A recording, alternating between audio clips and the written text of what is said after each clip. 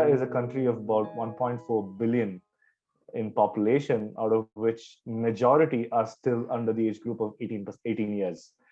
And we're talking about roughly somewhere between 15 to 20 million of population still in the K to 12 age group, which in my view is greater than the population of many countries, which is just the size of the studying group, or the kids going to school in India.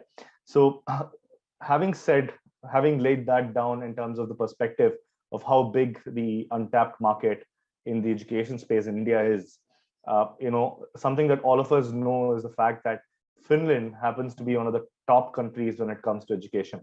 The pedagogy around education, the ventures that have been built around education.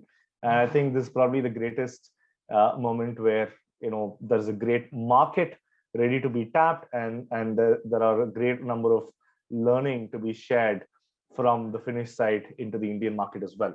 So on that note, before we get started with today's session, I would also love to invite my colleagues from the India Finland Startup Hub. Santari, if you can say a hi to everyone. Puneet and Annamari, if you can also say a hi to everyone. It'll be wonderful to get started with people knowing you by your face. Yeah, hello everyone. Good afternoon, good evening, depending where you are. Greetings from Business Finland India office. I'm Santeri, and I have been part of this India Finland Startup Hub since beginning, and I really hope we are going to have a wonderful session ahead. So warm welcome to everyone. In addition to me, from our team, we have Puneet Thakur from Business Finland here, and then we have my colleague Anna-Mari from our HQ in Helsinki. So Puneet, Anna-Mari, if you are online, if you wish to say quickly hello to everyone.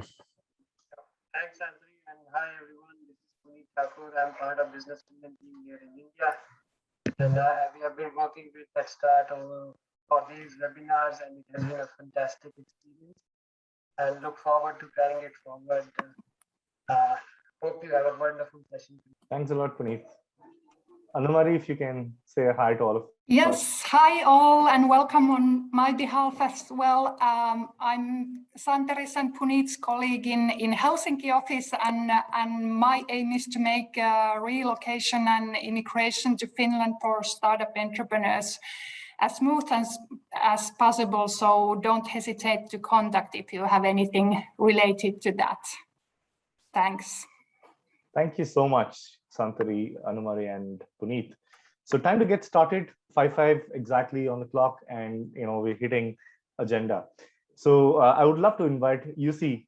Jussi, thank you so much for joining us. Jussi Kajala is the founder of 3D Bear and has also been a pioneer in the EdTech space. So Jussi, thank you so much for joining us. Thank you, Gautam. It's my pleasure to be here. And Jussi, the floor is yours. We would love to, of course, understand, about your venture and your journey with your venture.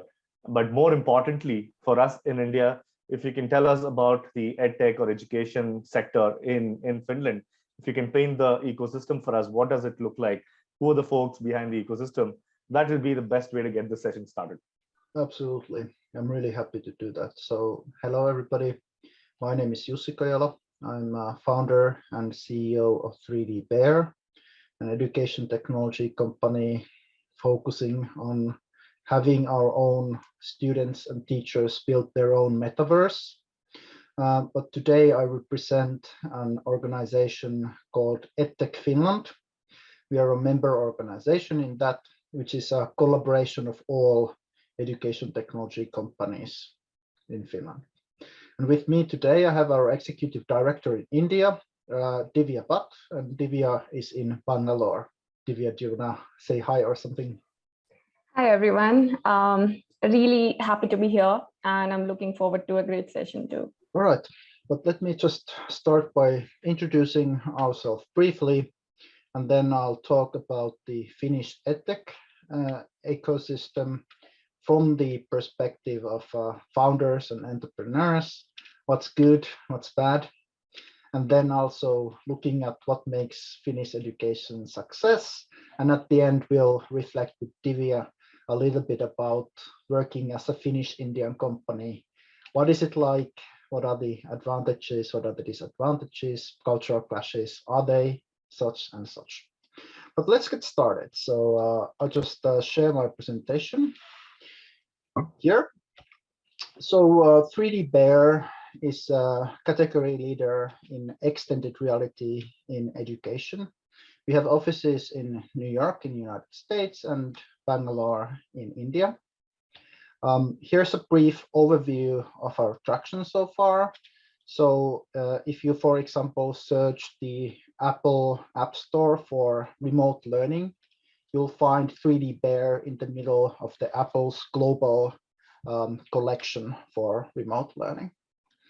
Bill and Melinda Gates Foundation selected us to be top 8 company in the world for education in XR. And we have raised a little bit over $4 million investment with 2 of the 3 biggest VCs in US specialized in education invested in us. And also we have Indian investors, Brand Capital International, which is the venture arm of Times Group of India, invested in us. And with that, we are at the moment doing our India market entry in India. So that's about 3D Bear. But let's next talk about the EdTech ecosystem in Finland. So there's been huge growth of education technology ecosystem in Finland. And this has been based on this Finnish pedagogy. Like Gautam, you said in the introduction, Finnish education is renowned in India. It's renowned in the world, and we're proud of it. And I'm happy to say that as of late, also commercial solutions and education technology has started to emerge in a fashion that has been expected from Finland. But this is a phenomenon of late. So we have a couple of success stories like Minecraft education that are coming from Finland in terms of education technology. I know India has these unicorns like Byju's, a huge technology player. You have a bigger market, and that's one point I want to make. So Finland has a great education system. It's a great test bed. It's a place where you can do pilots. You'll find teachers who are enthusiastic to teach and try out your solutions. They'll provide you feedback. They'll help you in developing the product. But the real commercial success will come in international markets, such as in the US and in India. So overall, Finland is a great place to be as an education company, to build the product, gather user feedback, have teachers involved in developing the product. And then the commercial success comes when you take this learning to abroad, to Indian or US markets, and apply to the local environment. Nonetheless, so let's look at the players, the doers in the Finnish EdTech ecosystem. So we have the AXE-EDU, Education Technology Accelerator, that 3D Bear has been also part of, who's kind of a gathering point of companies in Finland, which started in 2015. We have a certification and assessment of tools framework called Education Alliance Finland. So they certify different tools, whether they are pedagogically effective. It's a kind of a quality stamp. And I'm happy to say that we are also Education Alliance Finland certified, and it provides kind of a really nice way of testing your product and looking at if it's pedagogically feasible, and providing also impact assessment of, does this work?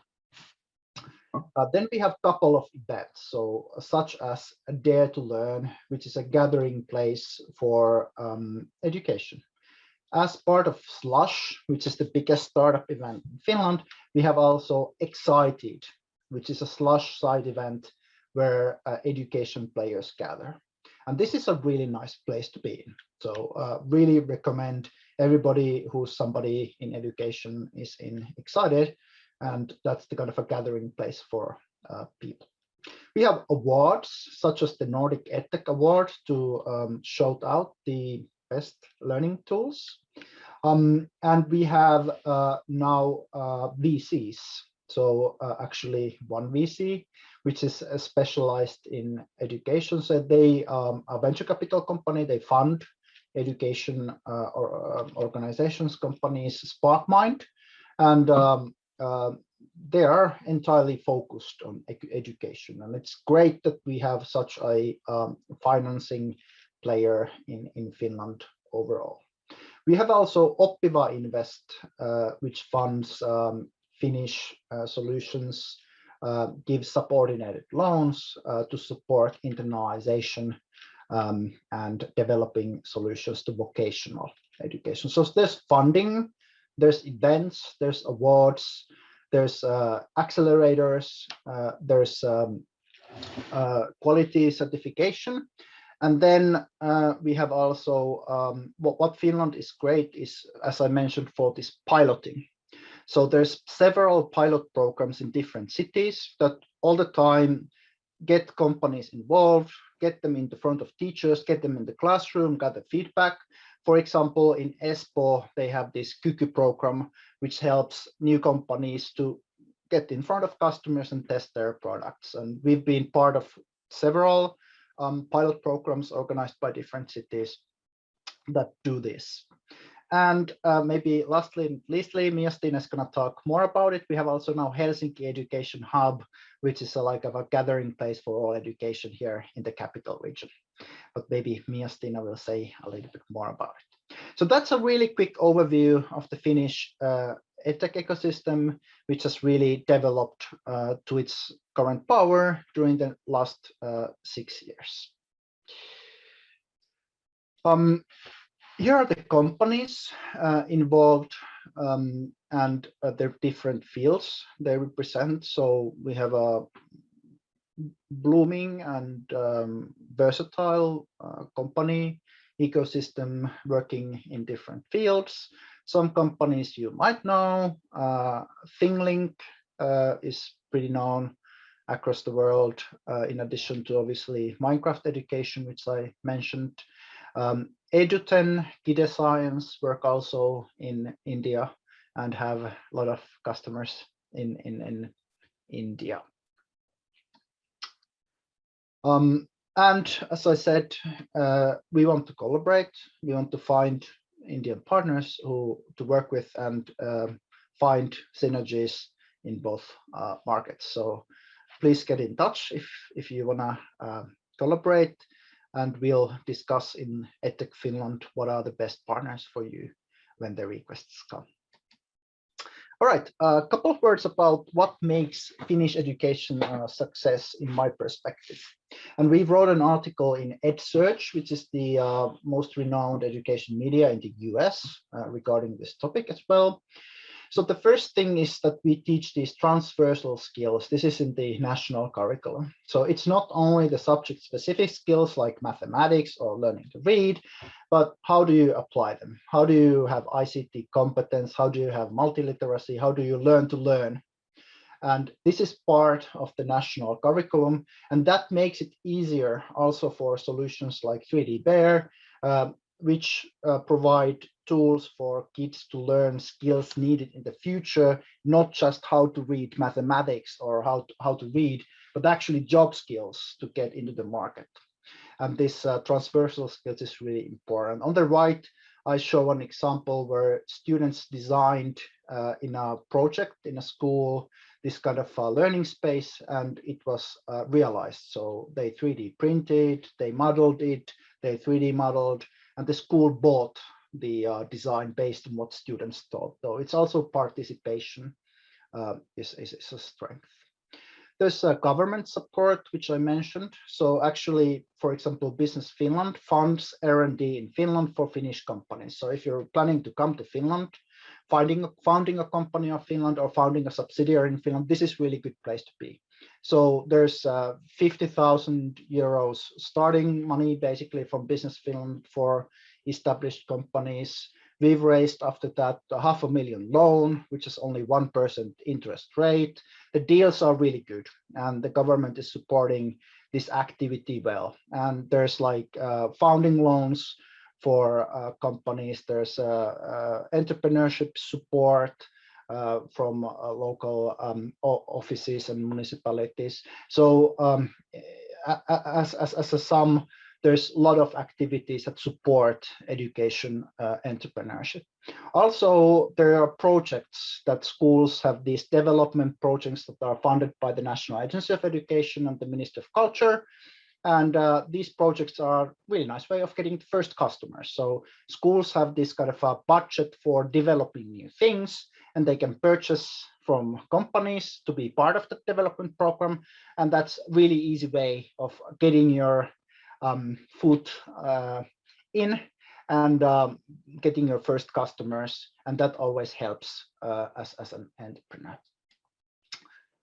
We also have these multi-curricular projects, which are amazing. So it's again, I get back to the topic that a lot of this recent development, how to improve learning, has been about not just learning what is 1 + 1. It's about how to apply this skill in a versatile environment, combine different parts of knowledge and produce some of it in a project work or teamwork and such. And here's a project again in 3D, my forte, where students researched the British culture. They built their own big pen and 3D printed and made an exhibition of what's the British culture like and what are the main sites, for example.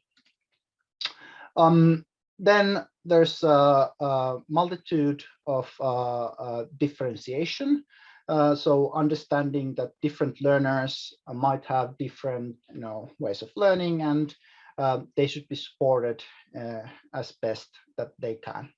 For example, these virtual learning environments we build are great for those who learn by doing, because when you build augmented reality or virtual reality, this metaverse, then you actually do it. And some learners, that's better than reading or in a social environment. And finally, there's diversity in students' assessment in the same fashion. So it doesn't need to be a book answer again of what's 1 + 1, that's 2. I'm maybe too kind of a strict here. Obviously, that is also important, but it's more like, even you're learning interior design and vocational education, how do you design this space? And here you do it in augmented reality, and this can be the assessment, the work that you do, the project work you do. It doesn't need to be a book answer. And finally, students have this active role, and it is mean that they are in charge of their own leadership, their own life, how do they achieve results, and that is a driving force for sustainable education and participating students. So that's it. As a last thing, let's maybe talk a little bit about then how this Finnish-India collaboration is working. And Divya, do you have pointers regarding that? Yeah. Hi, everyone. Thank you, Jussi.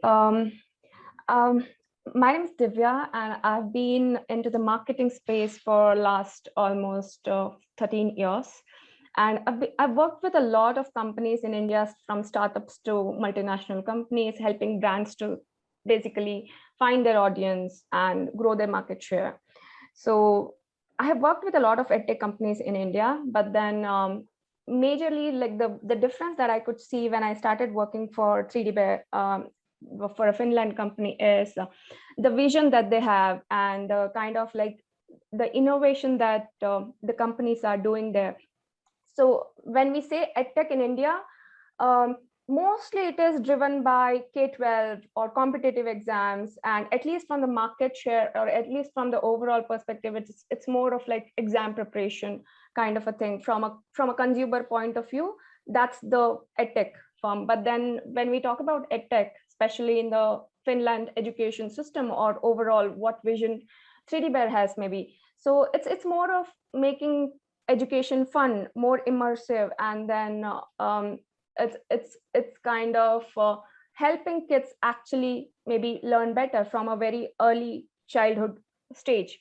So that's what caught my attention, and I started knowing more about edtech and Finland later. And last 4 months has been really fulfilling, and I think one of the best work culture that I could ask for, and very open culture. Company decisions are kind of like discussed with everyone. It's very open, and you exactly know when you are working what are your goals and how you want to achieve or what you can give back to the company.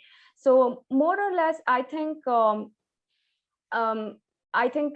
this partnership or this kind of like collaboration that I kind of started 4 months ago to help 3D Bear to find their audience in India or maybe grow the market in India, and then now I'm part of almost the team, and this has been really fulfilling for me. And I think there are a lot of learnings that Indian companies can actually take up, and the market is really hungry for that.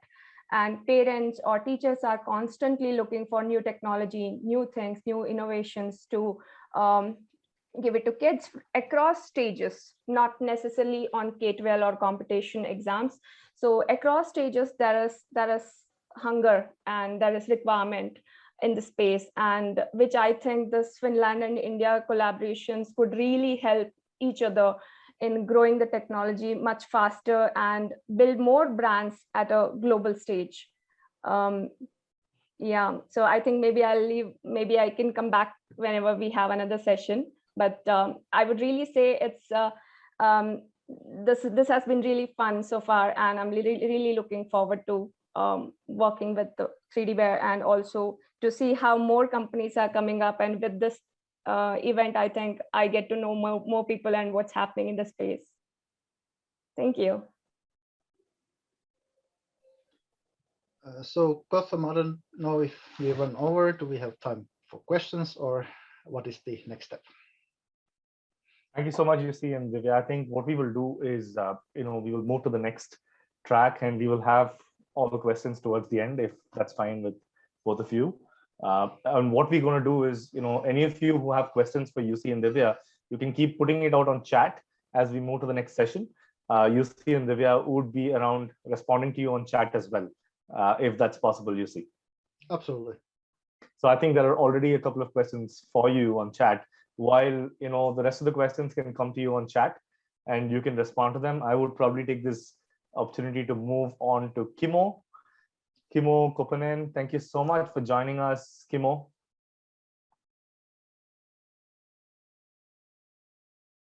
Kimmo, a quick check. Are you around? Sorry, I was in mute. I was talking. Can you hear me now? I can hear you loud and clear, Kimmo. Thank you so much for joining us. Thank you, Jussi. Actually, you talked already a few issues which I'm going to talk a little bit. So I will be very short. So absolutely. And can I start?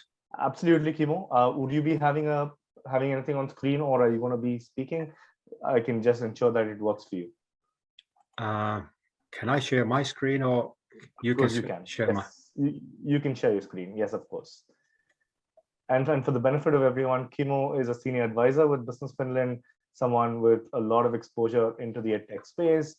Thank you so much once again, Kimmo, for joining us today while you share your screen. Okay, yes, my name is Kimmo Koponen, and I'm working for the Business Finland. So this is a governmental organization, and our purpose is to help Finnish companies to grow and go international. So we are the party that are giving grants and innovation and development funding for the companies in Finland. So that's our main objectives, and that's why we are here to help the companies to grow. Okay, next. Just very quickly, the basic fundamentals, why Finland has been the happiest country in the world for a couple of times in the row. And one part is the education and healthcare. So basic principles in Finland is that we are all equal. And doesn't matter what is your social economic background or what is your family, everybody has the same opportunities to get educated as high as possible. So these are a few of the things which has been recognized by the outsiders of Finland as well. Next. And this is a basic structure of the education system in Finland. So you can see that we all have the same preschools and then the basic education. And then when you are getting graduated from the high school, you can either select the the university degree or University of Applied Sciences. But you can also cross-function from the applied sciences to the universities and vice versa. So this is the track how all the Finnish babies actually can plan their education track in the future. So this is one of the basic elements for us. And this is based on still the equality, and we all have the same opportunities to get educated and gain knowledge from the early childhood until our occupational, when we get our occupational training. Okay, next. And these are the basic characteristics and elements of the Finnish education. And I just want to highlight this: trust is the key element of the system. And you can all read. So, and education policy is guided by the principles of equality. So these are the basic building blocks. So that's why I say that you cannot transfer the Finnish education systems as it is unless you have these basic principles in operation in your own countries. And what is unique in Finland is that delegating decision power from central administration to the local levels. And teachers is respected, even their salaries are not the highest in the market, but still most of our teachers are higher qualified teachers. They have the master's degree. Next one, please. And 3 reasons to work with Finland is the excellent learning outcomes and teaching trainings and these innovative teaching methods and strong ICT sector. And as Jussi mentioned, these piloting opportunities. We are very keen on trying new things. We are not sticking to the old one, but we are always striving for learning new things and doing better. So we are not very so-called old-fashioned nation at all. We are a small nation. It means that we are also very agile and quick to learn, and we are also quick to pivot if we see something that is not working. So we are trying to all the time improve everything, and that's why the technology is very well welcomed in Finland and tried. So can I have the next, please? And Jussi already went through this, that what are the opportunities and the different players in the Finnish ecosystem. And I really, I'm happy for the Helsinki Education Hub when it started to this October. It was the kickoff meeting or the opening the Helsinki Education Hub, that it is the place where all these younger startup education edtech companies can learn together and having this kind of co-working space. And I'm really looking forward to work with the Finnish companies and as well with the foreign companies and do the matchmaking. So you need to understand that our role is to help companies to grow and really be successful in the international arena. So very shortly, I will not repeat the same things with the Jussi mentioned already, but if there's any questions, I'm happy to answer them in due time. Oh yeah, sorry, I forgot this one. There's the Education Finland and Visit Finland, and the next one, the last one. Yep. So here's the our winter scenery in Finland. So in India and Finland, we have a little bit different climate, as you can see. You can see the northern lights and the snow a lot. So thank you very much. Thank you so much, Kimmo. You know, the last slide definitely made us a bit jealous sitting here in Bangalore. You know, the northern lights definitely looks very beautiful. Someday we would be there. So thank you so much, Kimmo. So you know, I would ask all of you to, you know, feel free to share your questions for Kimmo on chat. It will be great to take questions that you may have specific around, you know, the collaboration with the Finnish ecosystem that Kimmo was talking about. There's a great number of opportunities for Indian tech startups to test, in Jussi's word, use Finland as a test bed for you to test it out with a smaller market and then use the learnings and roll it out in India or the other geographies. On that note, I would love to invite our next speaker, Mia. Mia, hope you can hear me. Thank you so much for joining us. Mia is from the Helsinki Education Hub. She's a lead advisor at Nuco Helsinki. Thank you so much, Mia, for joining us. Thank you, and I'm glad to be here. So just a minute, I will share my screen. So my name is Misa-Stiina, and I'm Misa-Stiina Heikkala, and I'm the lead advisor for Helsinki Education Hub. And with me here today is also one of our EdTech Helsinki incubator programs companies, Peace. So we are sharing this presentation together. So Helsinki Education Hub is a project under the city of Helsinki, and it is a real showcase from city of Helsinki, and it proves by the city of Helsinki's side that this EdTech vertical is now a very actual and worth to invest in. So we are 100% funded by the city of Helsinki, and we are very happy about it. So Helsinki Education Hub is the place where we are bringing all the EdTech innovators together on a systematic manner. So it seems to be a unique. So we haven't found a similar model in the world, and it is the first health hub that brings together all the education innovators. So it's not just an incubator, but it is also bringing learners and teachers and researchers and also corporations and public sector, and especially EdTech startups together on a systematical way, because we really believe that bringing people together boosts up and real innovations, and also when we combine different talents and different competencies together, so then we can be greater together.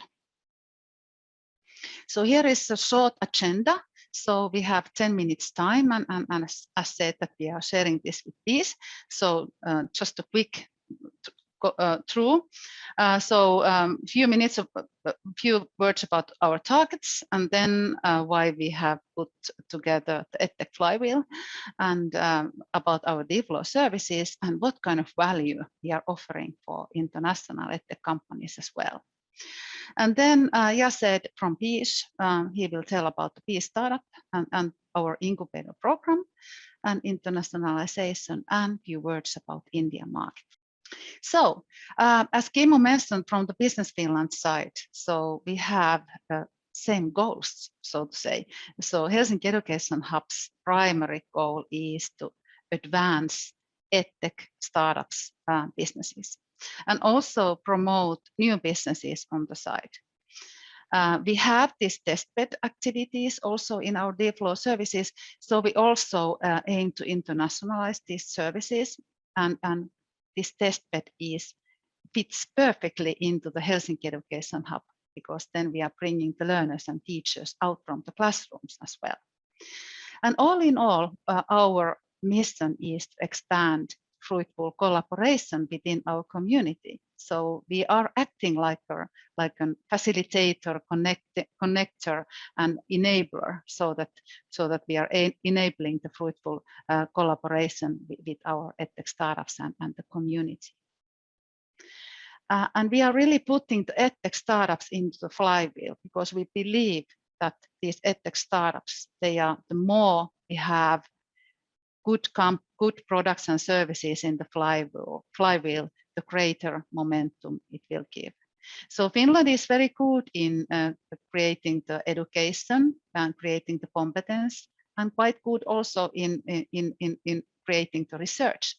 But what we lack together is that how we transfer this knowledge and education into the productivity. And in order to do this together, so Helsinki Education Hub is really disrupting the research side and the product development side, and creating these innovations and productivities together. And also the more stronger educational products we have, then it also affects the education side in the beginning. So we have this EdTech flywheel, EdTech startups in the flywheel, and we really believe in this model. So let's see how it proves to be. Then our DFlow services. So we are advancing the EdTech startup journey, not just only on idea level. You can also come in there, but you can come in the different life cycle stages into our DFlow services. So we have our pre-incubator services when you have an idea. So then you can re-incubate this idea together with us. And then we have our own EdTech Helsinki incubator program. And we actually took 2 international teams in the first batch of autumn. So it really is the interesting case to combine and attract the international talents for us as well. Then what Jussi and Kim also mentioned about our testbed services. So we have this co-creation process in here. So our startups and our community startups, they can test their services and products into the Helsinki City schools, but also in our Helsinki Education Hub. And then we are accelerating and pre-accelerating our startups into the internationalized stage. So as Jussi mentioned, that Finnish market is quite small. So the success lies in international markets. And we are also arranging different events, networking sessions, bringing community together, and always on the basis of EdTech startups needs. So we continuously monitor and discuss with our community. Value for EdTech startups. So of course, good conditions to develop and grow business. So we have this incubation program and these co-creation and acceleration phases. And for the international companies, it is a prerequisite for the incubator program that you will register your company into the Helsinki. So that's the main demand on that one. But then also that we are able to create sustainable services and products together. As said in many occasions in this event as well, so Finland has one of the best, or actually it might be one of the best and maybe the best pedagogical system and teacher education in the world, but how we can develop this together to meet the market needs also on a global scale. And also perseverance in innovation so that we are really able to test and discuss with the market. So what are the real market needs? So therefore we have this co-creation services. And also national and international cooperation. So we have a very wide network together. And also we are bringing the EdTech investors together, starting from the early stage to the VC level and etc. And I think the most valuable thing is access to our ecosystems network and possibilities. So network and community is the key in here. And Helsinki City has a great startup ecosystem, and we have proven that this is a great place to grow your business into a scalable unicorn level even. So please contact us, and I will also follow the chat side. Thank you from my side. So now Yazid, stage is yours. Hello, Mia, and thank you for the introduction. Just to check, can you hear me? Yes. Perfect. All right. Well, hello, everybody. Please allow me to introduce myself. My name is Yazid, and I'm the CEO of Bish. Bish is an educational technology startup. We established our company this year, and we are specializing in health education. And when we talk health education, the first problem we are trying to solve is, next please, Mia.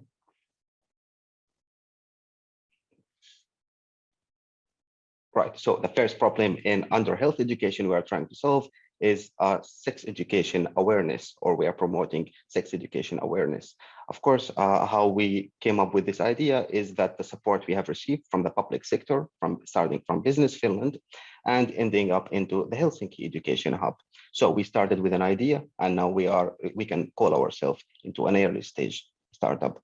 I will talk shortly about what have Mia explained about the Helsinki Education Hub from our perspective, our startup perspective, and what have we seek from them. I would say the Helsinki Education Hub provides multiple offerings, mostly focused at educational technology. And of course, they promote entrepreneurship, or I would say early stage entrepreneurship, plus one-to-one mentorship. So each company who got accepted receives a mentor who will be helping along their, let's say, the ideation or to the products or the testbeds.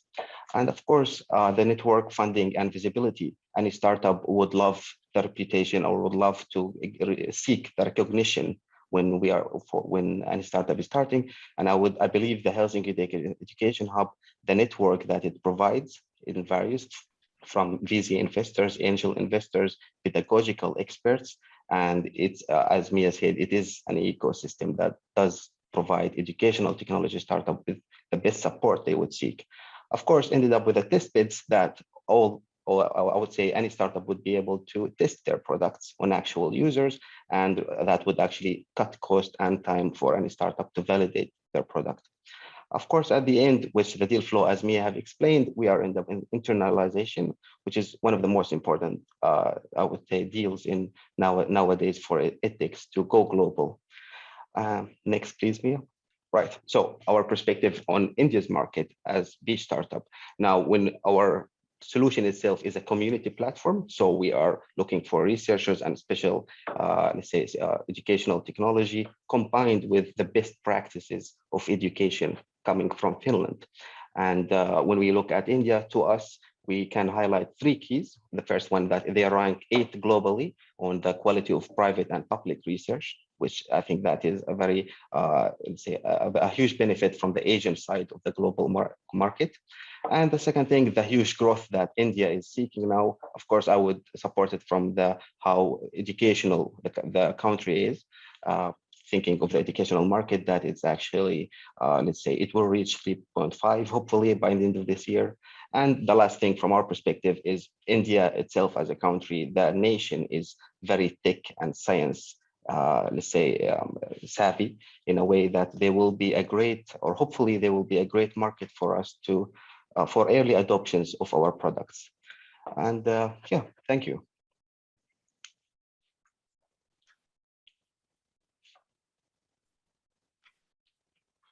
Thank you. Thank you, Mia. Thank you so much, Mia. Thank you so much, Yazid. It's wonderful to hear about your journey in how you are delivering around edtech. I think the best part is utilizing technology in the right way, in dispensing education to a larger set of audience that really deserve. And if I can quote Kimmo, where he said the Finns believe that every single individual deserve and have the right to quality education, right? And it was wonderful to hear the way he put it. Very inspiring to hear that. So on that note, I would love to thank you, Mia and Yazid, for joining us and sharing what you did. Of course, Mia, I'm sure there are a couple of incubators and accelerators from India on this call who would love to see how they can co-incubate with you, identifying startups from Finland, identifying startups from India, jointly run a program or with you to see how we can exchange market access from both sides. Your Finnish startups to test the waters in India, and some of the Indian startups to test the waters in Finland. So we will connect them to you once we have the names. Thank you so much, Mia and Yazid, for joining us today. Thank you. Thank you. Perfect. So on this note, I would move to the final session of the day, something that all of us have been waiting for. Santari, if I can have you on board for the final session, please. Yeah, thank you. Thank you, Gautam. And so let us start the final section, the panel discussion. Before I get to that, I want to also speak all the previous speakers for very insightful content. And this is precisely what India Finland Startup Hub is supposed to be. So matchmaking between two nations. So I also encourage our audience, whoever is here, to kind of make connections during this event. You can, I think, invite all the speakers on LinkedIn and continue discussions offline as well. So to make this as fruitful as possible. We are also organizing these events in the future. So just one thing what I want to share before we start the panel. I have a feedback form, and we've been collecting feedback in order to make these better and also to ensure that we can actually provide you with content that you really want to see. So take a look in the chat, and I would really much appreciate that after this panel discussion and event, you could take a couple of minutes to share your thoughts about this concept and kind of what went well, what do you like to see, and how did you like this event, and that would help our team a lot to develop this. But without any further words, let us start the last part of this webinar and event. So panel discussion on India-Finland collaboration on education technology. I want to invite all the speakers we have for this session to join live and turn on their cameras. Now we have been hearing a lot about the Finnish business ecosystem in education and opportunities there. Now we aim to take this to a little bit more concrete level and also hear from India market experts as well as professionals in Finland. So this is a good combination of professionalism from both countries, and optimal outcome of this discussion would be that all of you who are now listening could get a good understanding why Finland, why India, and then also how we can sell Finnish offering to Indian market, and then vice versa also kind of how we can convince other Finnish organizations to work with India and find opportunities from India. We have 4 companies with me: 3D Bear, Mandatory Trainings, Finland Education Hub, and Nordic Mojo. This is a good combination of specialism from all sectors of education, from primary education to higher education and to lifelong learning. And each speaker and panelist have a little bit different point of view to this discussion. So this will be quite broad. So we don't deep dive into any specific topic, but then on the other hand, we hope that this will give you a very good overview. I would like our panelists to introduce themselves and kind of give a short opening. First on my list, I have Divya from 3D Bear. You briefly already shared from your side, but would you like to say a few words about yourself and also kind of your reactions about this event so far? Thanks, Divya. Yeah, hi. So I would maybe skip my introduction, but then it's been really good to hear a lot of things so far. And I got to learn a little bit more on the education sector in Finland. So look forward to hear from others. Thank you, Sandy. Thanks, Divya. And then next from the company mandatorytrainings.com, I have their CEO, Pranit here with us. So Pranit, please introduce yourself. Thank you, Santari. It's a pleasure being a part of this entire panel discussion, everyone. My name is Pranit. I'm the CEO of mandatorytrainings.com. We are working in the aviation, maritime compliance training space, basically educating staff on safety and security perspectives. And we work with B2B clients with large aviation and large maritime companies. And the idea is, or the narrative that we are trying to build is Finnish pedagogical impact on actual operations in the aviation and the maritime sector. I'll be more than happy to answer questions that you have with regards to why Finland, why did we move from India to Finland, and the challenges we came across, and the benefits we received once we come down to operate here. Thank you.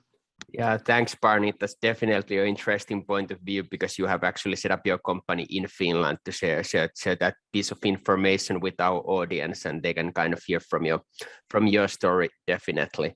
Next from Finland Education Hub, I have Ashish Srivastava, and Ashish, please introduce yourself in turn. Thank you, Santari, for the opportunity. And hello, everyone. My name is Ashish. I'm CEO of Finland Education Hub. We're basically acting as a bridge between the Finnish education companies and the India's K-12 education ecosystem. Why we created this company, but before that, a little bit about myself. I have been working with Finnish organizations like New Nordic School for the last 3.5 years. and largely responsible for developing new business, opening new markets. And previous to this, I was doing similar stuff in higher education space. So why we created this organization or company was we felt that Finland does excellent work when it comes to creating products and educational wisdom and pedagogy. But when it needs to be translated to India market, that's where a kind of bridge is really required, wherein local support or localization or local know-how is so much important to make significant impact of the Finnish knowledge within the Indian schools. And that's where we come in to support both sides and create an impact. So I'm looking forward to this panel discussion and learning more insights and views from the rest of you. Yeah, thanks, Yazid. Again, great to have you on board, and your experience with Finnish pedagogy and then with Indian schools is definitely interesting to this audience. So thank you for being with us here. Then last we have Niles from Nordic Mojo.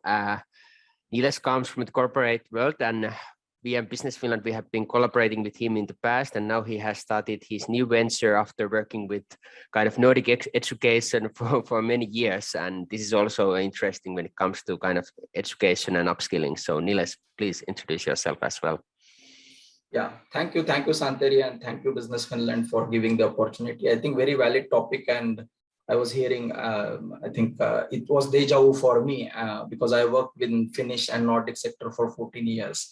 And I started Nordic Mojo as a COVID native company, I call it. It's been 1.5 years, and we are a group of like-minded individuals from the technology, academia, and lifestyle industry, seeking the opportunities, growing together, leveraging the Indo-Nordic collaborations. And our focus has been always looking at the possibilities where all these three pillars are of the Nordic society. So if we talk about lifestyle, technology, as well as the academia, and we seek opportunities to promote Finnish companies into India as well as other Nordic companies into India, and also seek opportunities to see that where we can push and promote and work with Indian companies into Finland and other Nordic countries. So look forward for this interesting discussion. Thanks a lot.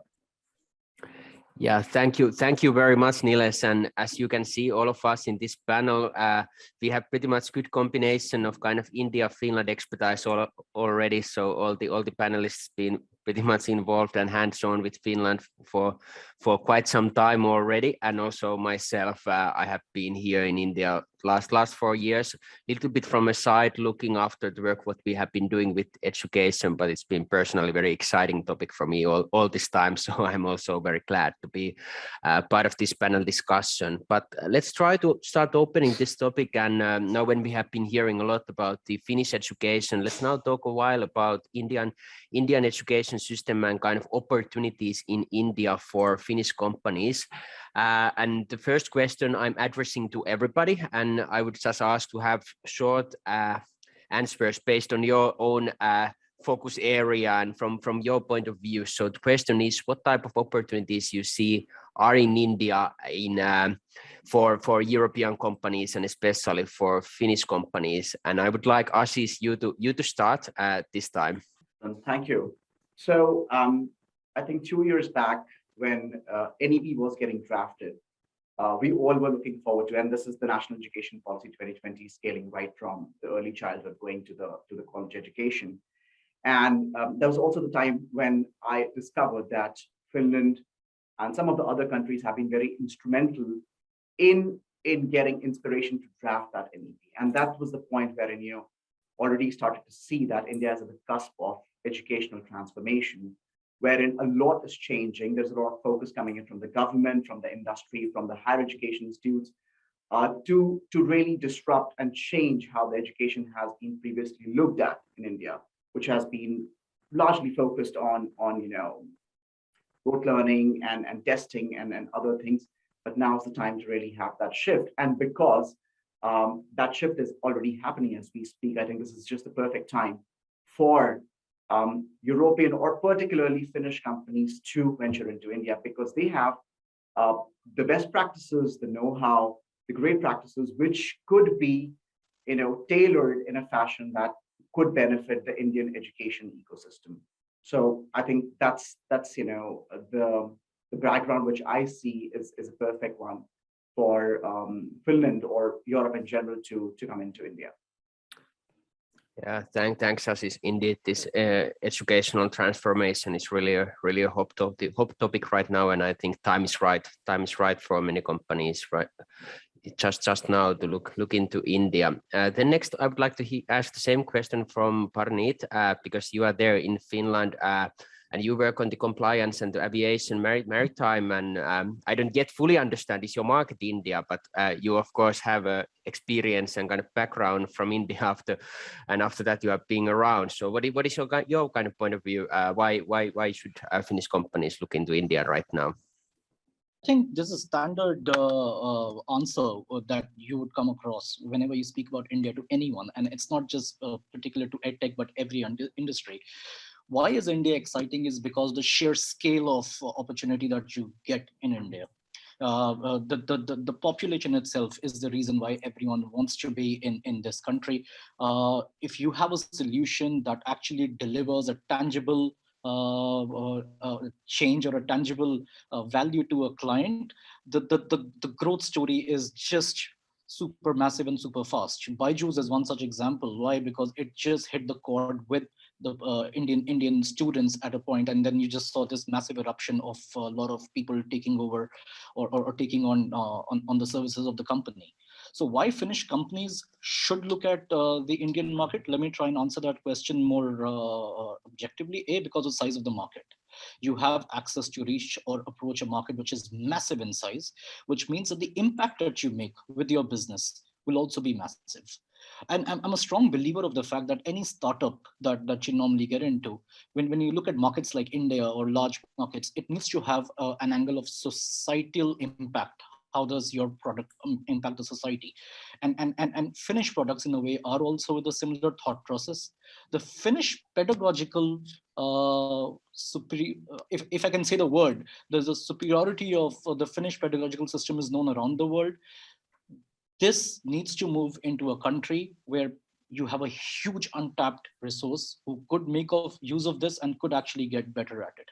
Now, this is where I'm going to use a little reference, and I'm sure all the Indian audience out here will be connected.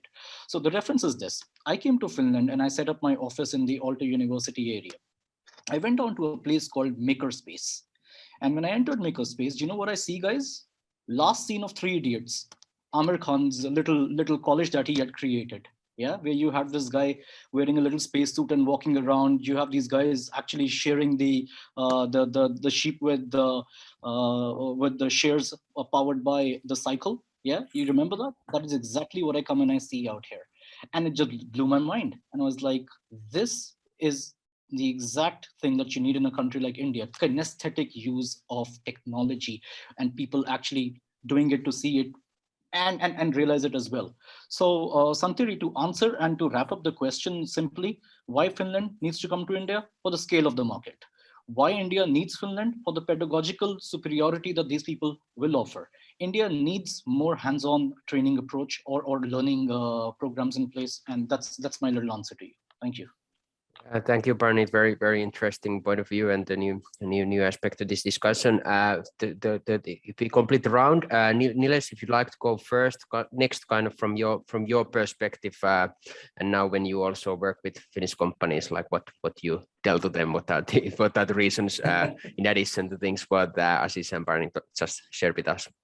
Absolutely. I have a little different view, actually. I mean, not completely contradictory, but I have a view that I think in India, when it comes to the education and e-learning, there has been enormous amount of engineering focus because we have been an engineering country. I think we have been doing it. We know the objectivity of doing everything is pretty high. And where I see Finnish or Nordic education as well as companies have an opportunity is where to bring in the creativity. So the problem with the design, creativity, humanities, sustainability, I think these are some of the areas where there is enormous potential opportunity where the Finnish companies and the educational institutes can make a tremendous difference. Because working 14 years in Finnish as well as other Nordic countries, I have seen that first-hand experience. The total lifestyle of the Nordic countries is built around this aspect. And that is something which is very relevant,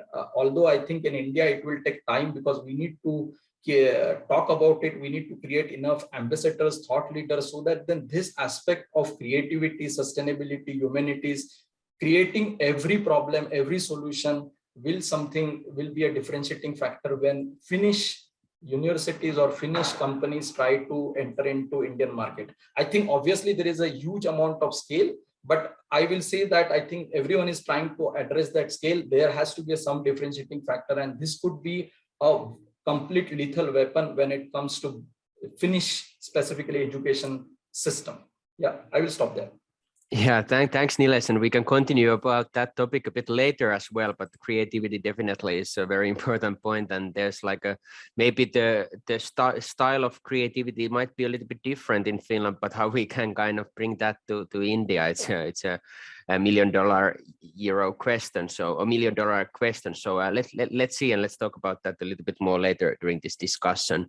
Lastly, Divya, I think you already shared a few pointers about from the Indian market after Jussi's talk, but would you have any additional remarks to this question? Why from your perspective you are maybe you have the youngest Finland experience among our panelists so far. You started half a year ago or something. So, but as much as you have now learned from Finland, like why Finland should come to India?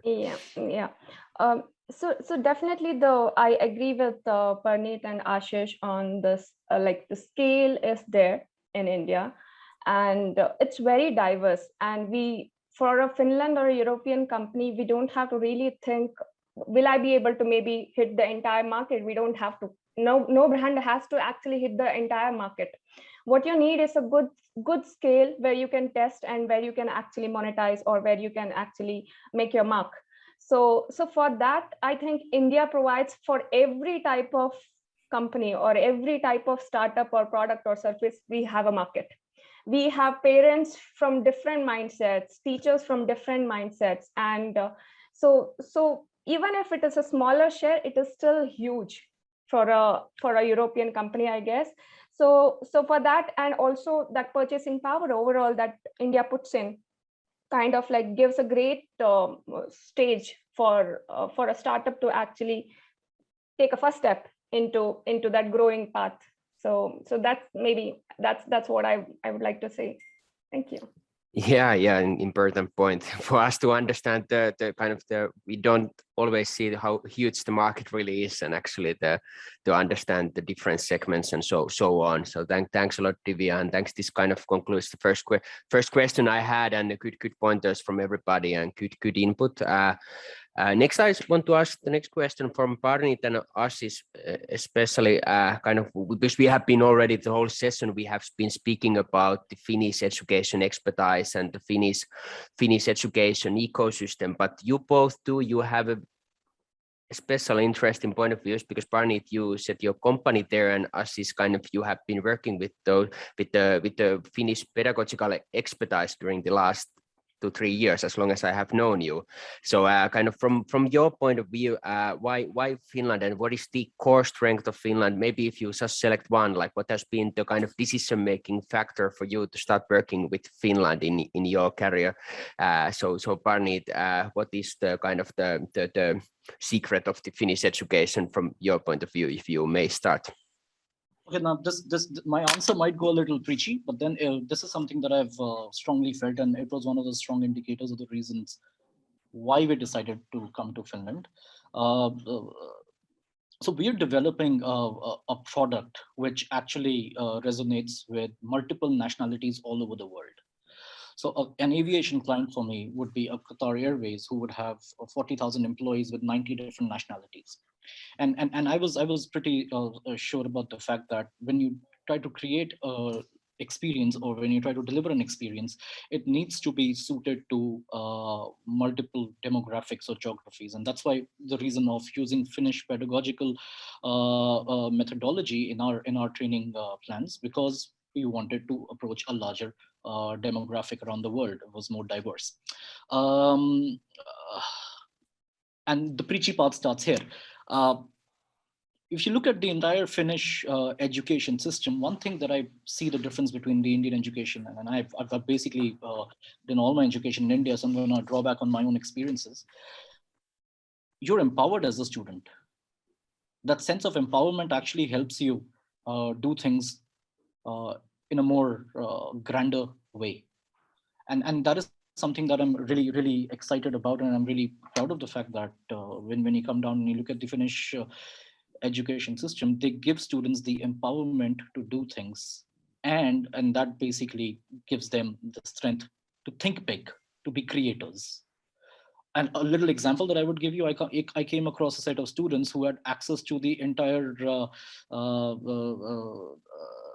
CMOS system of their college, and they could actually access the system that the college would use in order to give out information to the students, or even come up with the results, declare those things.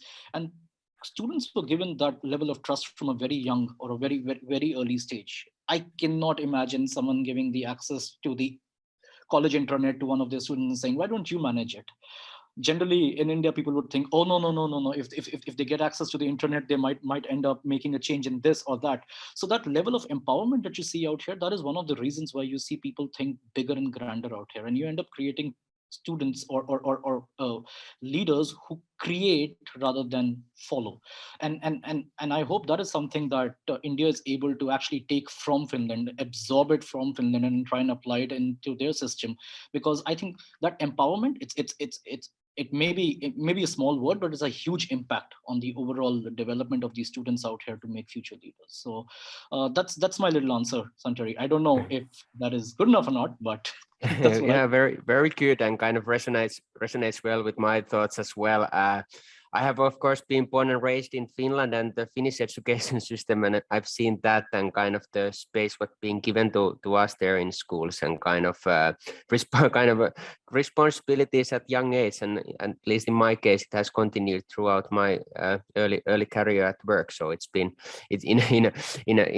a way it's been great. But of course, like there's of course in India's side as well, kind of something what I would like to take to Finland is this kind of hardworking nature what is over here, that really people pushing hard to get the good results and succeed in their lives, and that is something what many Finns could actually take from Indian system.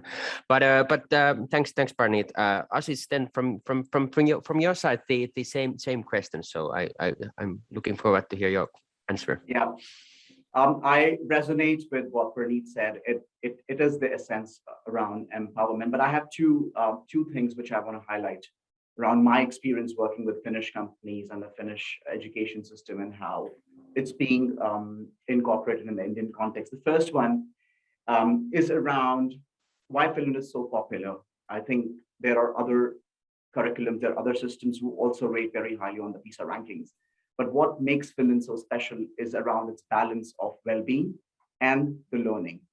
So kids, while they are studying and they are learning, they are doing academics, there's also a lot of focus on their well-being. So they do get plenty of time to play, to learn, to unwind. There isn't much stress around examination, so which is a very balanced approach. And that's something I believe India has a lot to learn from, especially reducing that stress component with the kids, with our examination system. And we also read and see how this has slowly now being starting to impact. But I think that's something which is wonderful about Finland, is the kind of balance they have. And the second thing is, again, from the pedagogical perspective, is I would say Finland education system is more of a common sense based education system. They're focusing not on subject knowledge, but on developing skill set, competencies, which are more relevant to the real world than to focusing on bits which might get outdated very soon. We are in a very dynamic space, and we do not know what kind of competencies and skill set would be required in times to come. So that's where Finland is focusing a lot to create the new generation, which has the skill set, has the competencies to face whatever comes their way. So I think these two are the key fundamentals or the foundations which I think differentiate or make Finland education system stand out from the rest of the world. Yeah, thanks, Aziz. Good pointer again, and I think this kind of nicely concludes this from this panel's perspective. A few additional points to the earlier discussion, what we heard from the talks of our previous speakers, kind of why Finland, and bringing a little bit of kind of cross-cultural insights to that from both countries. So thanks to you two for those answers. Kind of the second or actually third topic what I have on my paper here is how to sell Finnish education in India. And this is a topic I think everybody of you know very well and have been working on that. But now we have first we at least have Divya and Niles here who are pretty much working on that. And first, I would like to ask this from Divya, because Divya, you work on marketing, and kind of that is a kind of nice, fresh point of view to this discussion. I would also personally like to hear this answer to you, and would be happy to co-create this idea as well later on, because how in earth can we commercialize Finnish education, and which channels we could use? We Finns, we are quite often quite bad at that, to find local marketing channels to reach into Indian kind of audiences. So how are you doing it, and how you see it like now when you are actually in practice selling Finnish and marketing Finnish education over here? Yeah, sure. So maybe I'll take a couple of points initially for the India market. When we say like India right now on the education side, it's at that redefining stage where now the current generation of parents, even if or a K-12 kid, maybe a parent has a K-12 or a higher education kid, everybody wants their kid to enjoy now. It's not like they want their kids to have fun when they are learning.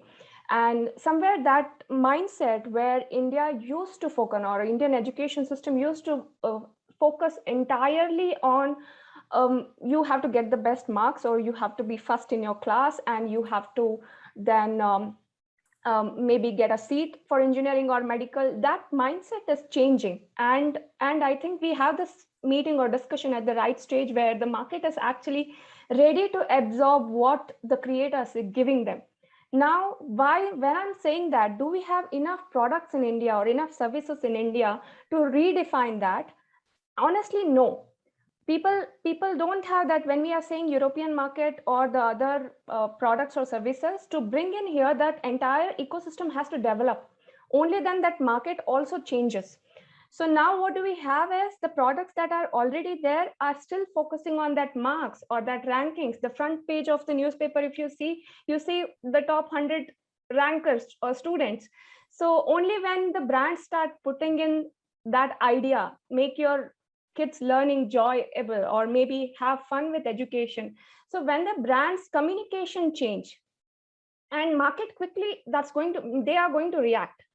Audience are going to react, because they are also eagerly waiting for that day when this thing is going to come. If you look at the entire search history of people, what they are looking at, they want to make sure that the children or the entire education system, they want it to change. So when I'm saying the market is ready, it's just that now for marketers, when you are selling it, one thing that most of the brands do is they try to make a product or sell something that is perfect fit for the market. Now they want to say, okay, everybody is looking for this one, maybe I'll sell this or I'll make this. So somewhere I think that maybe a little bit selfish request or overall for the entrepreneurs or brands is to actually guide them or tell the market what needs to happen. Because we do not have to go for the 100% market capitalization. It's just that finding your niche or finding that perfect thing. So then automatically you are that leader in the market, and you are redefining how people look at the brand. So maybe that one thing before you sell in the market, like one thing that we need to understand in India is it's too huge for for even the oldest brand, they haven't touched 100%. So it's that huge. So it's more like you need to sit with your team, marketing team, to understand what communication really touches people in terms of like, what are you telling them? And then you start growing on that. And the one question that you asked is about the channels that you used. In India, even the print is alive till now. And majorly it is like it's digital, TV, print, or whatever channel you are using. Every brand, it might change. Honestly, I cannot say, okay, this channel is going to work perfectly for this one. But one thing as a marketer I can say is the communication, or what are you answering the question that the user has in mind. Say, for example, if only thing is you need to select those particular websites that you are targeting, or particular TV channels, or your influencers that you are picking. Are they talking to your audience, and are you giving them the message that will actually make them use the brand? So that would be my take on it. Maybe if you have more questions on that, I can answer. Yeah, thank you. Thank you so much, Divya. Very interesting points, and I think that is one area where 3D Bear is doing well, that they have hired you, and I think that is exactly something what we should do, and kind of what would be kind of an outcome I would want to see from this event and this type of conclaves what we organize. Kind of Indian companies finding something from Finland, but then also Finnish companies learning how to adapt their kind of production, get the local expertise, and I think you guys are doing quite well in that front right now. From my perspective, what I'm looking a little bit from the side and from the distance, but thanks a lot. Very interesting. Pretty much same question to Niles. You come from the kind of corporate life, and you are at the moment aiming to sell Finnish education to kind of organizations here and universities here. So what should we do? And I just remember me and Niles, we had a discussion like Finland is not really on the radar yet, and the Finnish education is funny mismatch if we speak about upskilling here and the platforms for that and everything. And when there are other countries out there and traditional countries, and at the same time we have headlines like our education, the Finnish education system being one of the best in the world. So how can we do that, Niles? If you share your thoughts on this very broad question, I just ask you. There is no silver bullet, but I think you only started, and I was really happy hearing Ashish and Pranit and Divya also about talking about the niche part. What I think we need to target. I think this question also asked to me a couple of years back by the then ambassador of Finland, and I said that we need to make the right and enough noise, and I think that is something which I am very happy that this year Business Finland and these events it has started in the right direction, and this has to continue, because this is the first of the 6 months we have seen tremendous amount of effort, the right noise, actually not just the noise but the right and enough noise. And I think these kind of events will definitely make that noise. And what I hear from 3D Bear is trying to enter into India, and Pranit is there, and Ashish, and then I heard others also. I think this is something which has to happen more often, and this ecosystem and the brand ambassadors needs to establish more and more companies, not only in Finland, but also in India. Because I don't find when I shout actually, other than we hear Nokia and Ericsson and Wärtsilä, and I think we don't find many companies actually. Students don't know. No one knows in my community that are there any Finnish company. I was working for Tieto for 14 years and heading their operations, and people were having difficulties to pronounce, you know, that whether it should be Tieto, Tietonatar. I can do it really well. But the point is, this system has to go and work and making the right noise, and then there will be more ambassadors who will be talking about this, and there will be more and more people who will get to hear the ground level facts. And it is going to be the long-term process. It's not going to happen in one day, but it has to put into a practice where we will focus on the critical skills. For example, we are talking about not the AI, robotics and others, which is available in Finland plenty of, but I am going specifically and saying that the game studies is something which is needed in Indian context, right? And I'm going and saying that when you talk about carbon neutral, then there are sustainability related programs which you can actually get it into India. And the same I am talking about humanity. So these are not very easy tasks for me also when I'm going and reaching out to universities. But unless you do that, we won't be able to create the differentiating factor, because there is plethora of technological related advancement which is happening, including the MBAs and other things. So we need to also select and see that whether it is this 3D Bear is a fantastic example. I downloaded the app and looked at it. So it gives a complete different perspective to the education, and that is something which people remember. So it has to be an emotion rather than just one of the education. And I think that emotion, energy in motion needs to continue for the longer duration to turn this around, and we are there to do it and confident of doing it also. Thanks a lot, Nilesh. And Pranit, you have your hand raised here, so please just go ahead. Just to take the opportunity of self-advertising a little bit, mandatory trainings will be looking at compliance trainings within the space industry, and that's phase 2 of our business, and that's something that we'll be entering in the next year or so. I'm lucky to be in an area where I have access to ESABIC, so we've been talking to these incubator programs out here as well within the space industry, and that's something that we would be really looking at. I see a message out here which says broader discussion on the ed space. Well, we're more than happy to do that.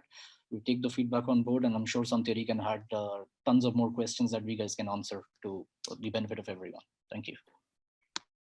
Yeah, thanks a lot. And definitely there are tons of questions, and we could keep going on. We are already, I think, exceeded the time we had, but let's not mind about that. But let's try to conclude in a couple of minutes. So this will be now the final round of questions, and I would like to address this final round of questions, or kind of targeted towards the Indian ecosystem visitors what we have, and we are doing, as you have heard, a lot to kind of help Indian teams to find opportunities in Finland. And for that, I want to first and foremost ask from Pranit kind of I can reveal all my questions right away. So what I want to ask from Ashish, Divya and Nilesh is kind of to share your final kind of remarks on India Finland collaborative synergies from Indian companies' point of view. So how Indian startups who are now listening us here could benefit from Finland, and what they could do, and what kind of collaborative efforts they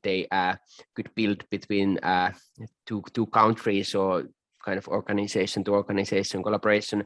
But before that, I want to ask from Pranit kind of about your own process, because you have set up there, and you have went through all the kind of visa permit processes to set up your company there, and you decided to do that. So could you maybe share a few thoughts about that? Like how has that been? What has been good and what has been challenging, in order everybody gets realistic kind of understanding about that process as well. So please, Pranit.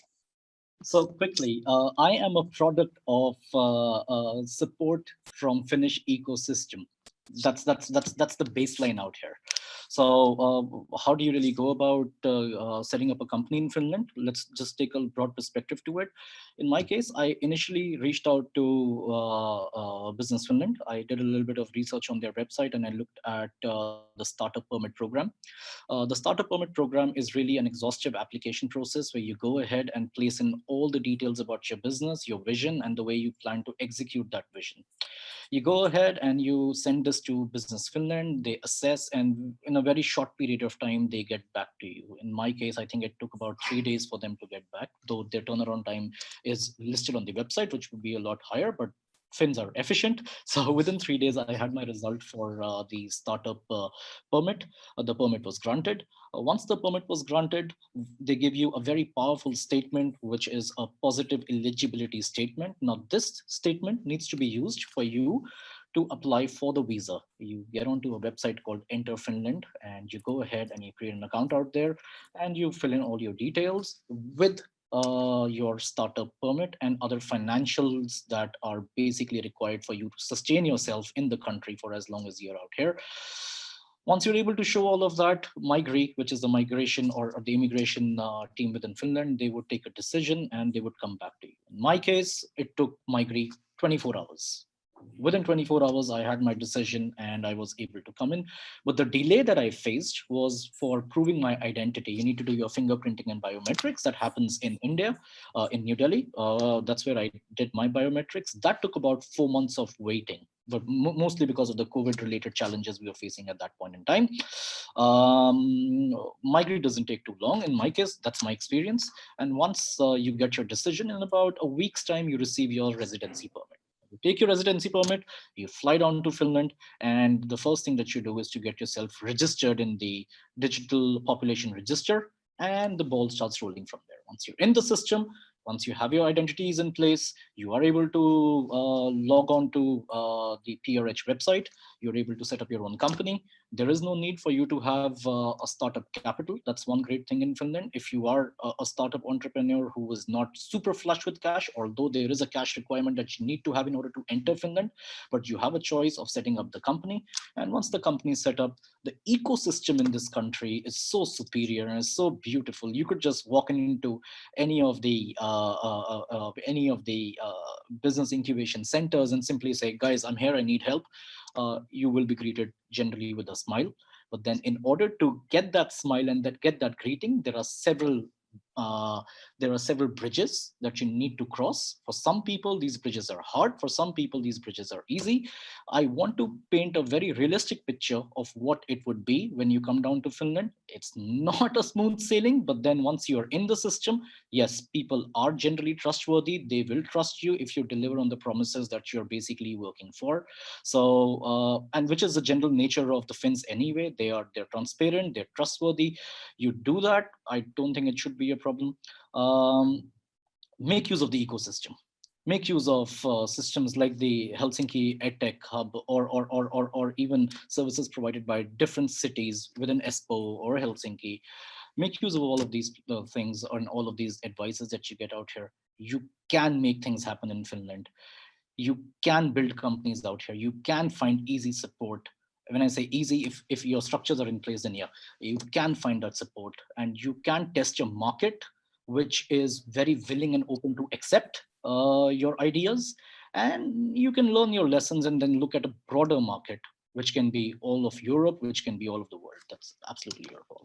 That's my answer. Thank you. Yeah, thank you, Ashish, and sorry, thank you, Pranit, and thanks for these nice words about the processes. And indeed, we are working hard at Business Finland also that the startup permit process is smooth as possible. And my colleague Anna-Mari, who is here online, I think she already also wrote something in the chat that most likely kind of introducing the permit and shared the link to that. So that's a tool for some startup founders who would like to find opportunities in Finland.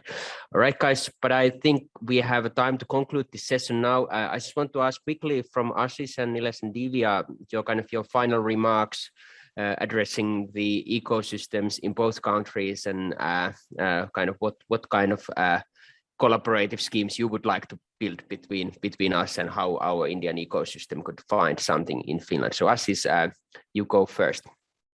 Again, I concur strongly with what Pranit said, and this was something I experienced while I was working with New Nordic School, especially getting in touch with Business Finland, the embassy.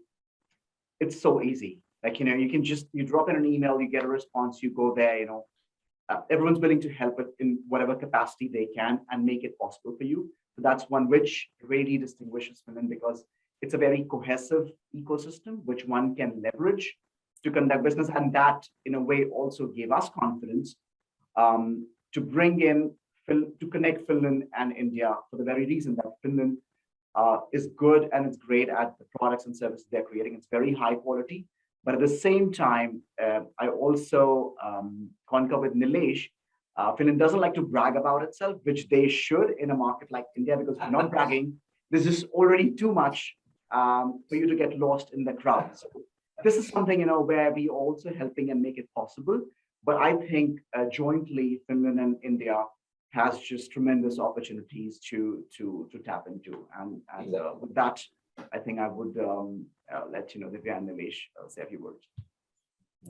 Yeah, Nilesh, you may continue right away now when you absolutely. You so I think one thing which we have to for this partnership is actually the trust, and I think that is something I have learned in this 14 years plus now. What I'm learning, it takes time to build this trust in the ecosystem, but I think once that is established, I think you get complete 100% support and 100% empowerment. I think there is nothing like you have your freedom, and I think that is something which is superb about this relationship, working with Finnish as well as other Nordic countries. So I think that's what my piece for the Indian ecosystem players, that build this trust. It will take time, but once you establish that, I think nothing is stopping you from getting there.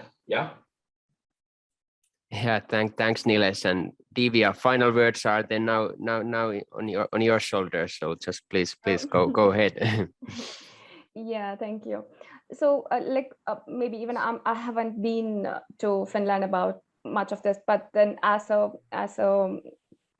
like somebody who is neutral right now on this aspect, so what I can say is people don't know much about the opportunities in Finland, and they should be told. And I think you have to do some marketing in India for that. and then I think for entrepreneurs or startup founders, it would be really good to actually test in that market where people are already know, maybe especially since we are talking about edtech. Finland is known for education, and teachers are very willing to experiment, and there is that trust already there. So it could be really good with the Finland ecosystem to actually build your product and get the testing done and then scale up in India, or even globally. It would be much easier if you are set up in Finland. I'm sure, considering like even in India, growing in India is much easier if you are based out of Finland. So that even from the marketing angle, I think that's how the psychology of the regular consumer or a common consumer works. So I think build and test in Finland and grow globally or in India. So would be really a good takeaway even for myself. I see. Yeah, thanks a lot, Divya. And now it's kind of my time to kind of conclude this session. And just as my final words, I just want to say that personally, after kind of exploring this market for these couple of years, I would like to see more teams. There are a couple of good examples, but there would be more space where there could be kind of professionals from both countries co-creating something, whether it's primary education, whether it's secondary education, whether it's higher education, upskilling or teacher training. Finding their own niche and kind of combining expertise from these both countries. I think that is the kind of the secret to kind of how to crack this. And some people are already trying, and there would be space for many more to start working on it. I want to say thank you to all of our panelists. This was wonderful discussion. We could continue forever, but I think time has gone, and it's kind of our time to conclude it now. But thanks once again for being with us here, and have a great day ahead. But before we conclude this event, I want to invite Gautam back. So Gautam, you can wrap this up and kind of say your final words. But thanks from my part, and we conclude this panel discussion now. Absolutely. Thank you so much, Santri. And thank you so much, all the panelists as well. I thoroughly enjoyed the conversations. Sitting here in Bangalore, like a couple of other panelists as well, I was able to try and visualize what it means to, build a venture in Finland for an Indian entrepreneur. On that note, I would just want to highlight a couple of things. There are a couple of initiatives that the India Finland Startup Hub, has been doing just to ensure that all of us just don't end it with these conversations, but we actually take it to collaborations beyond just these conversations, right? Because something that we've always mentioned is, as an entrepreneur, A, we need to be extremely shameless. B, we need to be extremely shameless, right? Especially when it comes to asking for support, when it comes to asking for collaboration, because as founders, if we don't, be shameless in selling what we want or what we do, nobody else is going to be, right? So my request to all of you I've shared a couple of links on chat. One of the links is to a group on LinkedIn with founders from India and Finland. There's been a lot of collaboration in the past. And what we also are intending to do is move that group to Slack. Of course, keep it very exclusive there with, curated set of founders and accelerators, and of course, Business Finland and Head Start there, just to ensure that we are able to keep, enabling collisions, if I can say the word enabling collisions, ensure that the right people within the community meet each other from across the border, and ensure that, conversations end up in collaborations and not just, in exchanging learning. So on that note, I would want you all to, go ahead and be a part of that group where you can share your learnings, experiences, and about yourself. Don't hold yourself back in talking about your ventures. Absolutely no rules when it comes to talking about what you do and seeking support or seeking help. It could even be, hey, I'm hiring a developer, or I'm hiring for a salesperson in Mumbai, right? It could be anything. Don't hold yourself back. So I'm available as well for any support you would want with respect to the Indian ecosystem. And of course, Santri has been an amazing support in enabling on the Finnish side. So thank you so much, all of you, and have a good day. Thank you. Thank you.